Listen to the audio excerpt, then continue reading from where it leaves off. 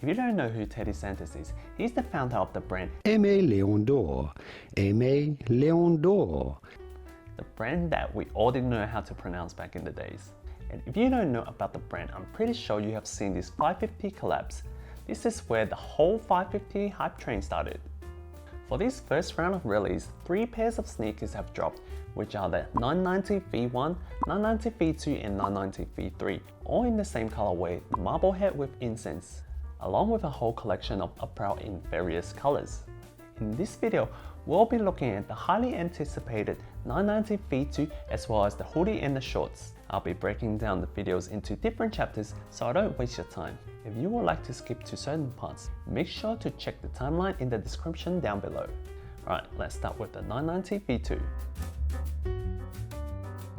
From the first look at the shoebox, the box has been revamped completely with a Class C design. A beige color box with an oversized red MB logo instead of the classic grey box with the USA flag. Inside the box, this 990 V2 comes with an extra pair of shoelaces that are in a creamy color. It also includes a card where it showcases all the 16 pairs of the collection. I believe they're the same 16 pairs from Teddy Santis' Instagram where he gave us a sneak peek a while ago. On the back of the card, it has the whole range of the 990s on display with the years that they were released. The 990 V2 comes unlaced like the usual Made in USA shoes. It has a New Balance tag of the same branding. The colorway for this pair is called Marblehead with Incense, which is inspired by the original 996 that came out back in 1988. The shoe upper consists of 3 different materials. Grey hairy suede that covers the front and mid part of the shoe. Beige pigskin suede wrapping the back of the shoe, with dark grey suede highlighting the shoe tongue and connecting the army green mesh upper. On the side, you have the signature reflective end logo. Going to the back, you get the reflective USA stitching in the heel tab with a dark grey heel stabilizer down the bottom. Below that, you see the black absorb midsole which sort of mimics the Nike air bubble, but in fact is not air that the bubble is containing.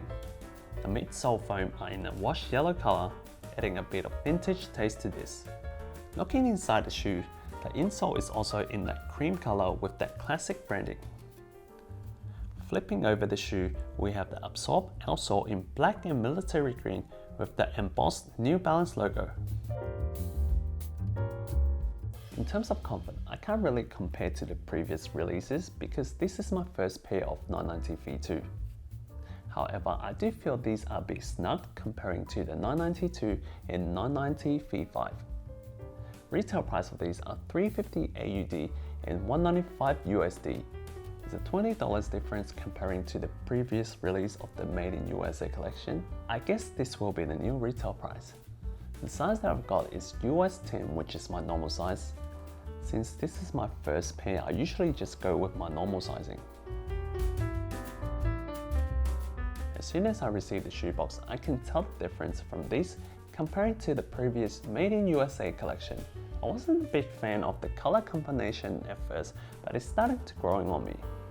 By looking at the color coordination and design, it gives off that heritage and vintage vibe, which is what the early 990s are all about. As for the look of this 990 V2, I prefer the classic grey comparing to this 996 inspired colorway.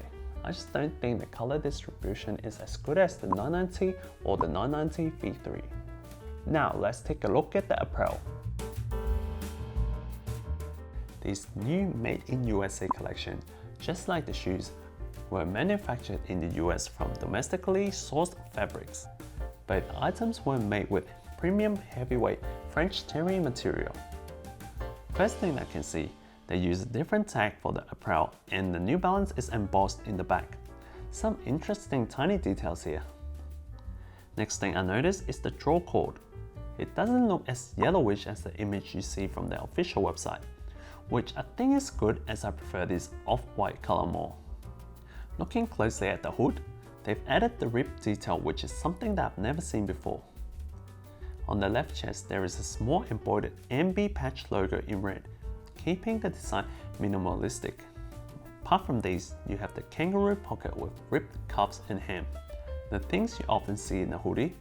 Going over to the shorts, It has a mid-rise cut where it sits just below the waist. The waistband comes with a drawcord as well, the same one that you see in the hoodie. The shorts featured 2 side pockets and a back patch pocket. The patch logo sits just underneath the left pocket.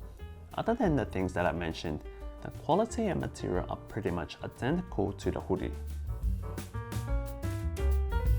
Although I find these quite rough at first when I got my hands on, it feels different when I put them on. The feel of these are quite similar to the Champion's reverse weave. Well, it's because of the same material, I suppose. The price comes at 280 AUD or 175 USD for the hoodie and 200 AUD or 145 USD for the shorts. I have to say these are not very cheap and aren't for everyone. No doubt they're built with good quality, but with that price tag, I will certainly need to figure out whether this is worth it for me or not. For the size, I went with size L for both the hoodie and the shorts.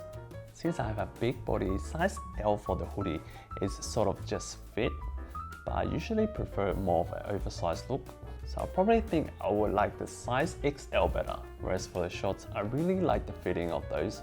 I don't feel they're too loose or too snug on me. I really love how simple they look as well as the fine details. The casual vibe that they are giving off are the perfect style that I'm looking for in hoodies and shorts. I've also particularly chose these 2 colors as I found them to be working really well. These neutral color extensions are super easy to match with any outfit, no matter which color you decide to go for. And that is all for the video. What are your thoughts? Do they really worth the price? Let me know in the comment section down below. If you enjoyed this video, please give a thumbs up, subscribe to my channel, hit the notification bell button so you won't miss my new updates. I make videos on sneakers and men's style. And as always, thank you all for watching. I'll see you later.